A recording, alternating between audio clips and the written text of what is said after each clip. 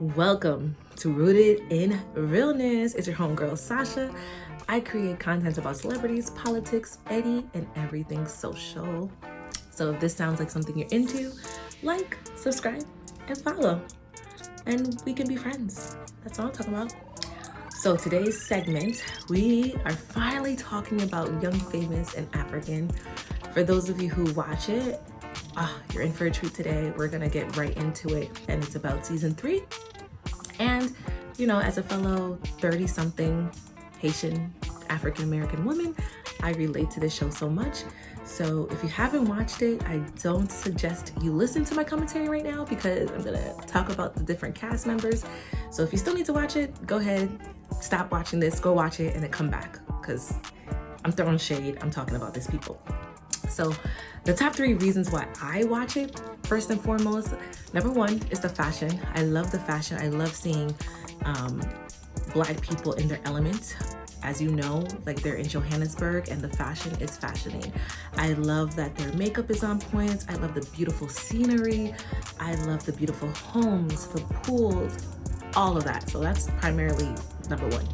The wigs, however, I'm not a wig girly, so I'm not trying to throw shade, but I don't think the wigs are supposed to be lifting like that. Like, did you? We're gonna get into Annie's wig, but every single one of them have bad wigs. And the lashes, you know, I'm not a lashes girl. I'm like a little mascara here and there. I wear lashes, but that's the only thing I don't like about it is I feel like they could have done a better job on the wigs. It's lifting from the front, from the sides. I see the laces, so I don't watch it for the wigs. Number 2 reason why I watch it is the relationships. I love the relationships between every single one of them. I love the relationship that they have with each other, with their frenemies, with their families. And I can relate to it because just like us, there's a lot of people that we know that are divorced, that are co-parenting, that are in situationships, that are married. So you can relate to that. So definitely like watching it. The last reason why I like watching it, now, it's because of the men. The men are interesting. In every culture, we have these kind of men. So that's why I like watching it. The good, the bad, the ugly, the nonsense. So that's why I like watching it. But today's segment, we're going to talk about the good villains, the bad villains, the good characters, the bad. I mean, we're just going to talk. They're all villains to me, but there's some that are worse than the others. So top 3 villain. The first villain we're going to get into is Annie. So if you haven't watched this season, Annie is like your typical villain. She throws shades and talk about everyone. So we all have a friend like Annie who just like, you know, throws a stone, hide their hands, plays the victim, is going through it in each, you know, episode. She's going through it. Woe was me. My husband cheated on me with multiple people, but you know, there's no babies involved. So she's one of those friends that you just want them to leave their husband or their spouse. You just want them to leave. For some reason, they don't leave. They just stay year after year after year. It's like, she's never gonna learn. She's never gonna change. So Annie, this season, I hate her. I hate her this season. And last season, I really liked her. I liked her spunk. And I felt sorry for her. This season, I don't feel sorry for her. Nobody wants to see a bitter ex-wife that's like pointing the fingers at everybody and as a mean girl, quite frankly. I think she's a mean girl and nobody likes that. This season, she was horrible. Her hair was horrible. I don't know if it's because she's not friends with Swinky anymore, like her gay bestie, but she's not it. Second bad person is Diamond. Now, I like Diamond. Not just because he's cute.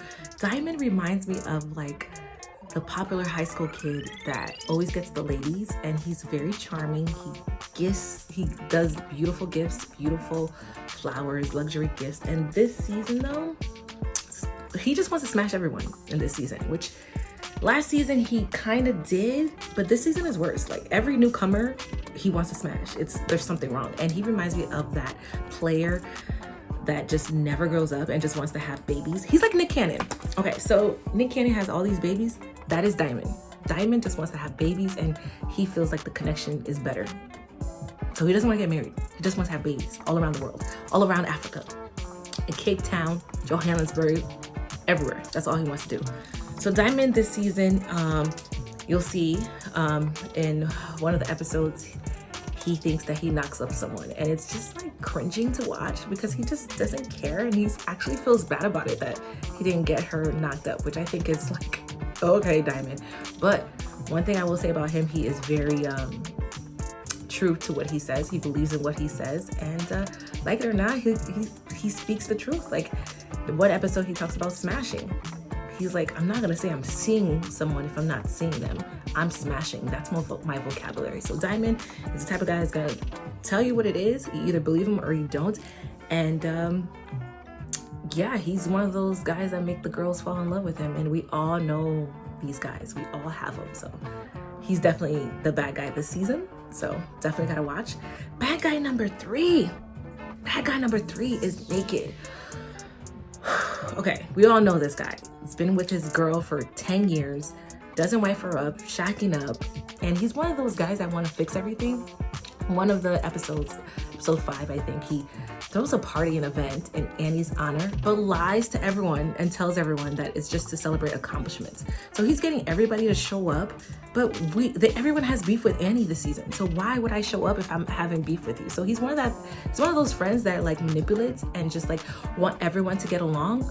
But it's none of your business, Naked, with your big ass head. It is none of your business who I talk to. So I don't like him this season. I think he should stick to trying to propose to his girlfriend, or if he ever will propose, he should have stuck with that. And I don't like those friends that do not know boundaries, and he's one of those guys. Doesn't know boundaries, thinks he's cool with everyone, wants to definitely play single, but is in everybody's business and doesn't know how to stay single. So Naked, we don't like you. We don't like you this season. So this other ones that like are not necessarily a bad guy, but not necessarily a good guy is Lewis this season. Like every season he talks about he doesn't talk to his family. It's been 9 years because of the religion. I don't know if he's Jehovah's Witness or something, but anyways, he talks about he hasn't talked to his family in 9 years. Everybody's baptized, so the only people he can talk to are the family members that are not baptized. But anyways, this season he gets into an altercation about having women be his surrogate, and I have some thoughts about that. He wants to start a family so bad, and he's an attractive guy, so he can date and start a family right away, but he just wants to like vet these women and see who's good enough to carry his baby. And I gotta say, we're not toys. Women are not toys. We're not just only meant to have your babies. So Lewis X, you are the honorable mention of bad guy number 4, Lewis, this season. I don't like how you're coming across. It's very misogynistic, and it's very just ugh. And we all know those guys that think that women are just baby pushers and just toys. So I don't like that aspect for him this season. But moving along, passing the vibe check is Swanky. I don't think he did enough this season. He kind of stayed under the radar, but his outfits, 10 out of 10. He is like allegedly, your gay best friend. I have one of those, and I feel like every girl needs that, because he's not only going to have your back, he's going to push the boundaries and let you know when you're wrong and tell you that your wig is lifting. But I kind of want to see more from him. Maybe next season we'll see him with a significant other or something, but I feel like his character is like missing something. Like he needs, I don't know, I want to see him with someone, and he's like one of those friends that you have that you never see them with anyone, but they have something to say about everyone's relationship. That's him. Has something to say, but is never with anyone. So how you know? So that's Swanky. Nadia. Moving along. Nadia. What can I say about Nadia? She's a beautiful girl. I didn't like her wigs this season. She did lose her fiance last year. So she's going through it. She's hurt. Her and Annie beefs a lot this season. There's one thing I didn't like was the use of the word N-I-G-G-A. I'm not gonna say it. I didn't like the way she used that word. So for her, she is going to be my next honorable mention of bad guy, bad girl. She's very harsh this season, and I get it, you're going through hurt.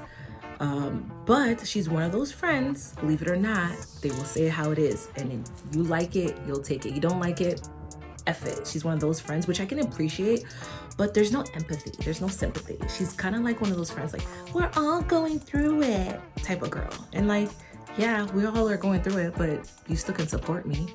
Like, it's kind of like when a girl says, oh my God, my boyfriend broke up with me, I'm so sad, and I kind of need somebody.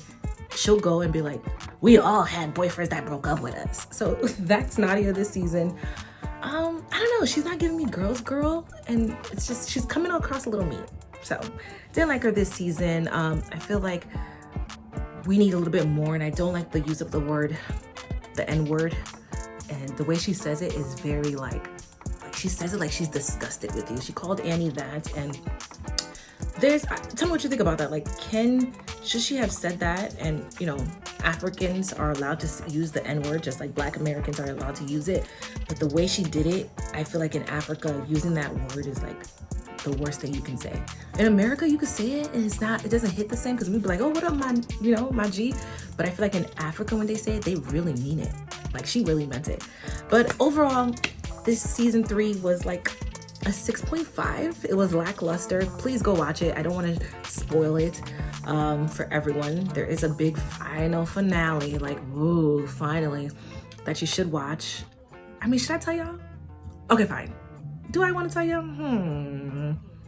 I don't know. Okay, fine. Naked finally proposes to his girlfriend of 25 years. I said it. That was the big finale. Whoop-poo. We'll see how long it takes for them to get married. Probably another 5 years. But anyways, thank you for tuning in. I love sharing the insights I have. And tell me your thoughts about Young, Famous, and African. Let's watch some other fantastic shows. If you guys have a show that you want me to watch, please share it and I will comment on that. But thank you, and we'll see you soon. Bye.